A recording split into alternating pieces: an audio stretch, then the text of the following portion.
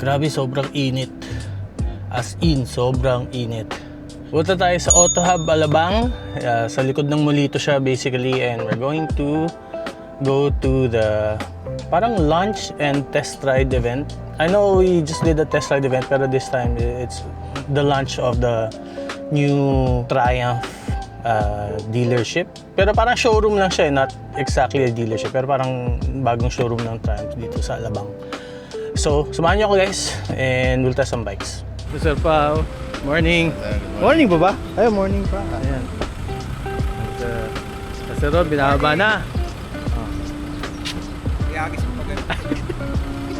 Dito tayo mamaya, tayo last dito. Tayo last na testing nito para masolo natin ng matagal.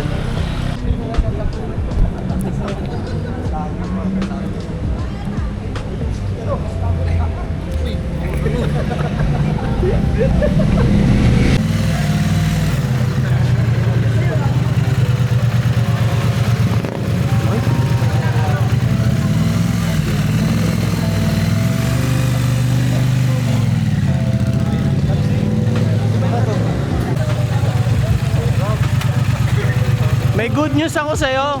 Nanalo yung motor mo, free detailing. Mapakaswerte naman. Ano? Ay, ano? Kadalin dun. Nagte-test ride na, nanalo pa free detailing. Okay lang. Banta. Pakaswerte naman. Ganda ng speedway. Oy, doon ka na, yung motor mo i-detail. May hit daw yung motor mo. May hit daw. Nagpatawag ng pulis. Papaimpaw. Sige, mamaya na lang. Mamaya na lang. Test ride. Imagine mo ko. Imagine mo kung gano'n mo yung kamahal. Alam ko na yung rapon na yun. Pero hindi na yun.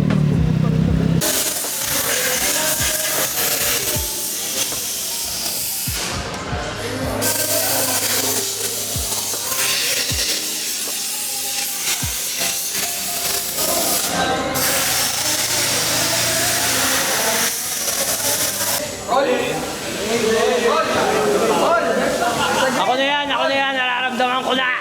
Hindi natin ulit yung alam. Hindi natin ulit yung number. Hindi, natake natin sa number 7 nila. Ang balas ko kanina lang. Siguro na hindi na kung meron na lang sa baba. Pero kasama ka din talaga sa mga tao. Napakamalas ng tingin. Nakakabuo kami ng wait yan, boy! Wait, sino yan? Hindi kasi sa ito! Mister! Ay! Medium, wait! OBR na to, OBR, medium! Sa OBR mo to! OBR! Lab! Nanalo ako sa raffle. Kaso pang sa'yo to eh. Pang sa'yo to.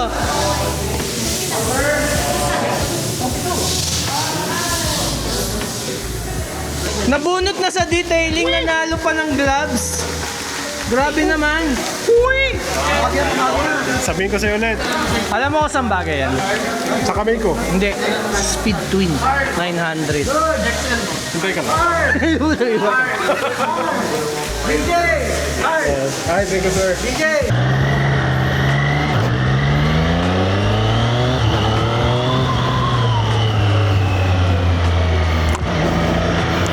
Okay, so finally, makaka-test din tayo ng Street Report 765. We're doing a short test ride lang to see how it compares. Kasi gusto natin malaman ano bang meron dito sa 765 na to. So right off the bat, iba. Grabe yung torque nito. Ibang klase compared to the Trident 660 and even the Trident 800. In terms of handling, magaan siya, no?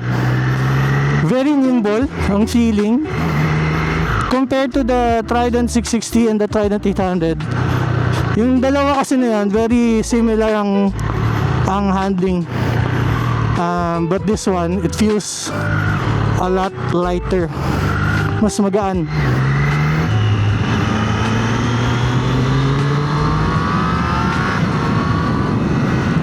Quick shifter, sobrang smooth. The brakes, well, a lot more powerful din. Definitely mas malakas ito. Mas it's a lot quicker. But then again, this is a demo bike, so naka-brake in na to.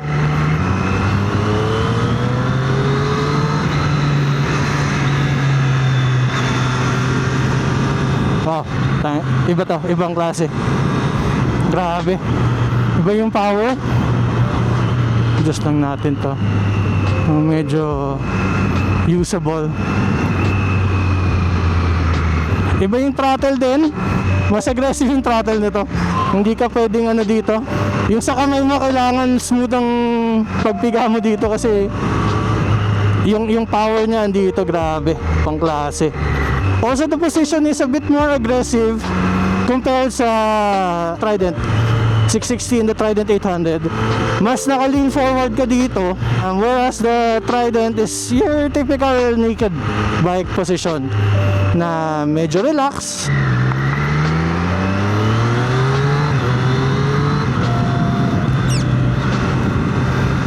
Masabi ng quick shifter nito, I have to say.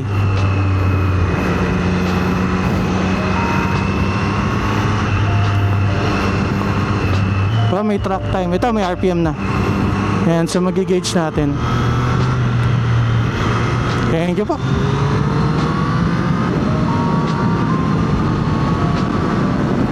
Wow!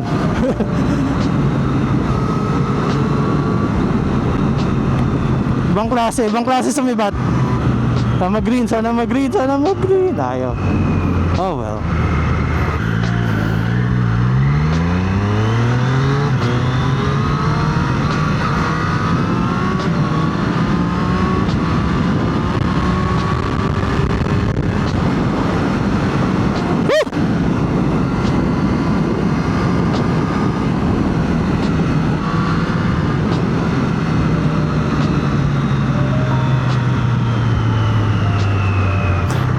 Hindi natin kakampi ang mga stoplight ngayon.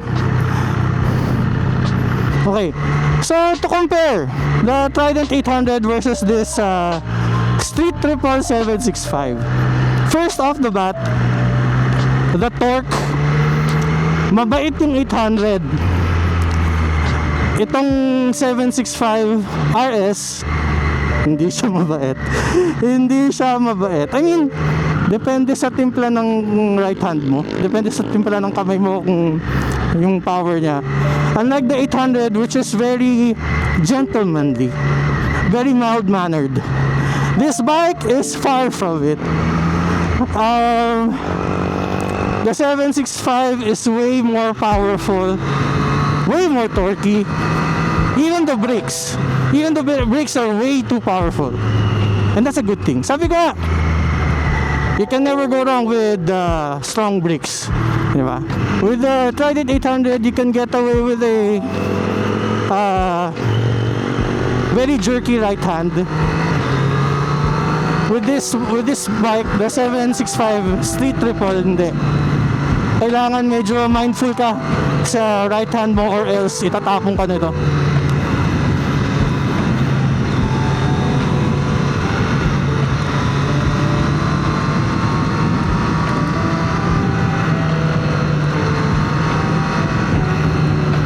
But if you're looking for a faster bike, for a quicker bike, especially if you're coming from a Trident 660, I think this is the way to go. Okay, mayroon nga pala mga construction dito sa gilid. Quick shifter, again, very smooth. Sabi yung quick shifter nito, walang kadyot. Sana na makakuha tayo ng chance na matry ito sa twisties, proper twisties, para ma-check natin yung performance siya sa cornering. Pero the thing is, yung pansin ko, with the proper body position, mas madaling umatake ng corners. I'm not a seasoned rider, pero I think the body position promotes better attacking sa corners. Or ano, baka banulan talaga ako. I could be wrong. But definitely, iba yung power. Woo! Grabe. Kung yung sa 800, may power siya, Pero the way it gives you that power is very mild or very mild-mannered. Mabait siya sa pagbigay sa'yo ng power. Whereas this bike, papansin ko, yung bigay niya sa'yo ng power is in your face. Bigla talaga. Pag piniga mo yung throttle, andyan ka agad yung power.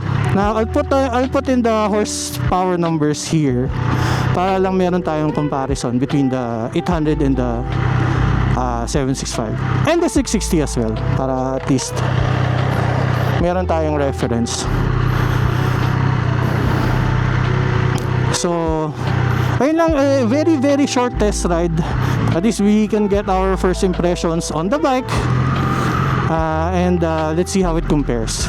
Kasi the reason why I've always wanted to try this bike, kasi ito yung parang sinasabi nila, laging sinasabi ibang klase yung power, ibang klase yung torque.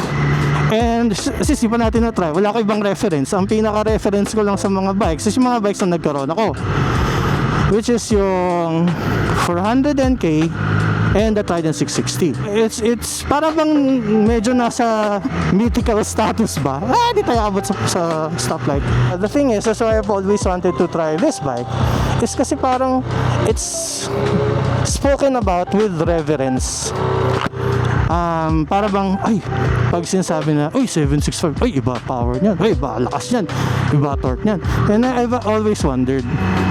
And ngayon lang tayo nakatry.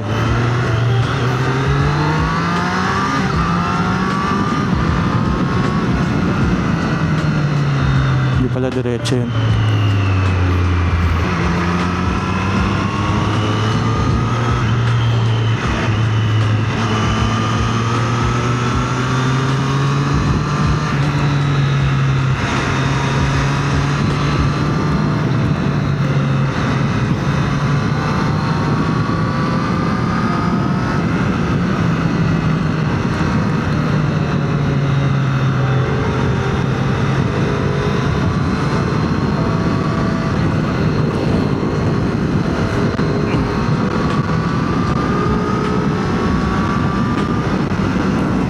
Ang lakas ng lahat nito. Power, torque, even the brakes. It basically gives you a leeway to mess up, basically. Not that you should, but in the cases that you do overcook it, at least confident ka na the brakes will give you a chance. Diba? Kasi kadalasan people only talk about the horsepower, the torque, the power values, pero they forget, importante rin yung brakes, which is in this case, the brakes are powerful, I have to say. Ayun grabe yung power, ibang klase.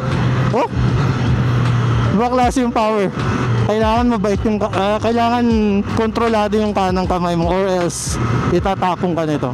Unfortunately, this is the time that we return the bike sa Triumph Alabang. So if you're interested in getting a Triumph bike and you're from the south, meron na sila bagong branch dito, Auto Hub.